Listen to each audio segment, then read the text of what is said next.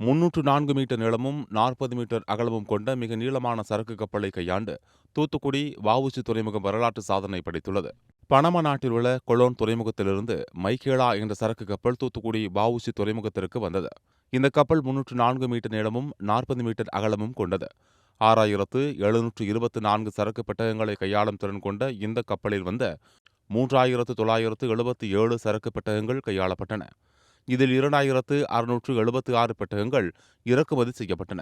இதற்கு முன்பு அதிகபட்சமாக 299.5 மீட்டர் நீளம் கொண்ட கப்பல் கையாளப்பட்டிருந்த நிலையில் தற்போது 304 மீட்டர் நீளம் கொண்ட சரக்கு கப்பலை வெற்றிகரமாக கையாண்டு தூத்துக்குடி வ.உ.சி. துறைமுகம் வரலாற்று சாதனை படைத்துள்ளது. இதன் மூலம் வ.உ.சி. துறைமுகம் புதிய மைல்கல்லை எட்டியுள்ளது.